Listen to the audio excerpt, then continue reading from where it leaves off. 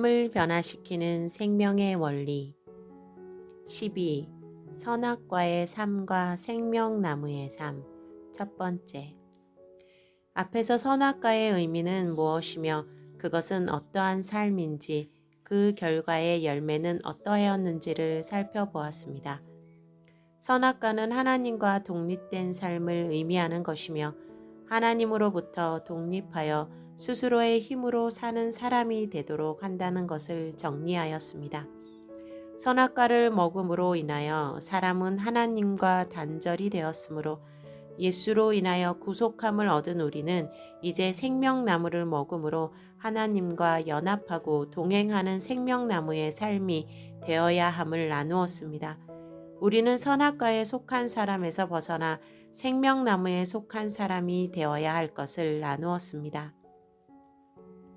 사람들은 생각하기를 선악과란 이미 지나간 시절의 문제이며 지금은 주님이 오셔서 선악과로 인한 죄와 타락의 문제를 해결해 주셨기 때문에 이제 더 이상 선악과는 우리와 상관이 없는 문제라고 생각합니다. 그러나 사실은 그렇지 않습니다. 선악과의 문제는 과거의 타락으로 끝난 문제가 아닙니다. 선악과는 지금도 여전히 존재하고 있는 삶의 방식과 관련되어 있습니다. 선악과인과 생명나무인가 하는 선택의 문제는 과거에 끝난 것이 아니라 지금도 여전히 존재하고 있는 문제입니다. 아직도 인류가 먹은 선악과의 후유증은 사라지지 않고 있습니다. 선악과는 사망에 속한 것이며 사람은 선악과를 먹었으므로 사망에 속하게 되었습니다. 이것을 컴퓨터로 표현하자면 사람은 컴퓨터의 본체와 같다고 할 수 있습니다. 그런데 컴퓨터가 작동하려면 본체만 가지고는 안 되고 안에 컴퓨터를 운영하는 프로그램이 있어야 합니다. 인간에게 가장 좋은 적합한 운영체제는 생명나무라는 운영체제입니다. 그래야 좋은 기능을 수행할 수 있습니다. 그런데 잘못해서 선악과라는 운영체제가 설치되어 버렸습니다. 이 운영체제는 아주 성능이 나빠서 툭하면 다운되고 자료가 변질되며 바이러스와 버그가 가득한 프로그램과 같은 것입니다.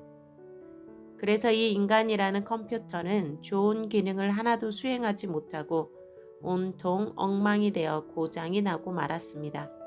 그래서 프로그램을 다시 설치를 해야 합니다. 하지만 새 프로그램을 설치하기 전에 먼저 잘못된 운영체제를 삭제해야 합니다. 문제는 이 선악과라는 운영체제가 잘 삭제가 안 된다는 것입니다. 그래서 많은 사람들이 어중간하게 두 개의 프로그램을 같이 깔아놓은 상태로 컴퓨터를 사용하므로 두 개의 운영체제가 자주 서로 충돌하며 문제를 일으키고 있는 것입니다. 이처럼 선악과의 삶, 선악과의 문제는 지금도 여전히 존재하는 삶의 방식이며 생명적인 삶을 방해하는 바이러스입니다. 선악과는 사람을 하나님과 단절하게 만드는 실과입니다. 그리하여 자연적으로 사망의 삶을 살도록 유도하는 실과입니다. 그런데 어떻게 사람을 하나님과 단절시킬 수 있을까요? 어떤 메커니즘으로 사람은 하나님과 단절되게 되었을까요? 선악과를 먹은 후 사람은 어떻게 겁도 없이 그렇게 엄청난 생각을 할 수 있었을까요? 무엇이 그러한 변화를 일으켰을까요? 그것은 선악과의 특징적인 성분과 관련이 있는 것입니다. 선악과는 지식의 나무입니다. 선악과는 지식과 지혜를 일으키는 나무였습니다.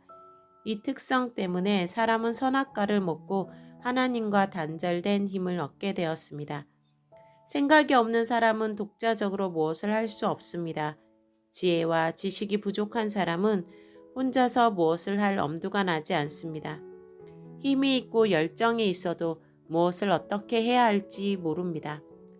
그래서 남을 따라가게 됩니다. 뭘 알아야 결단도 하고 방향을 잡아서 앞으로 나아갈 텐데 길을 알 수가 없는 것입니다. 그렇기 때문에 힘이 세고 거친 사람이 영리한 사람의 밑에서 일을 하게 됩니다. 판단력이 부족하고 스스로 무엇을 해야 할지 모르고 자기의 힘과 재능을 어떻게 사용해야 할지 모르니까 방향을 알려주고 지시하는 사람의 밑에서 일하는 것입니다. 악한 사람들도 지혜가 부족하다면 규모가 큰 죄는 짓지 못합니다. 그들은 작은 도둑이 될 수 있을 뿐입니다. 그러나 악한 자들이 지식과 지혜를 얻으면 큰 도둑이 됩니다. 물론 여기서 말하는 지혜나 지식은 악한 지식을 말합니다. 어떤 교도관이 한 죄수를 보고 불쌍하게 여겼습니다. 그는 배운 것이 없고 무식하여 남의 것을 훔치는 죄를 짓고 감옥에 왔습니다. 그래서 이 교도관은 그가 배운 것이 없어서 죄를 짓는다고 생각하고 그에게 공부를 시켜 주었습니다. 그리고 만기가 되어 출소를 했는데 나중에 그가 다시 감옥에 온 것을 보게 되었습니다. 그는 이번에는 문서 사기범으로 들어왔습니다. 배운 지식을 이용하여 죄를 지었던 것입니다.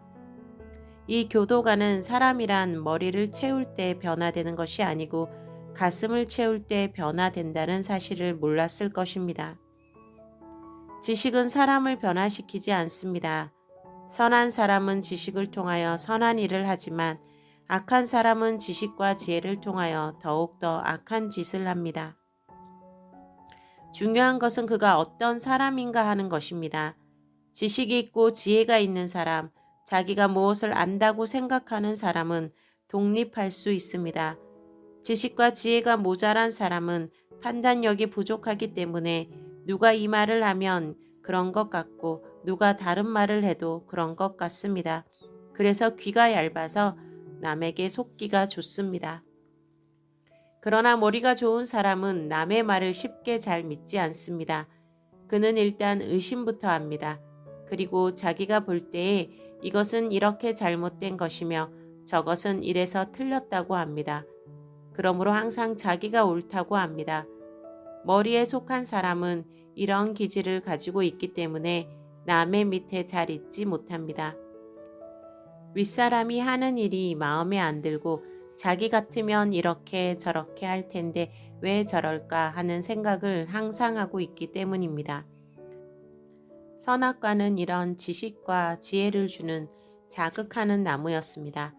누구든지 이런 지식과 지혜를 얻으면 독립하게 됩니다. 지식과 깨달음이 없는 이들은 독립을 두려워하게 될 것입니다.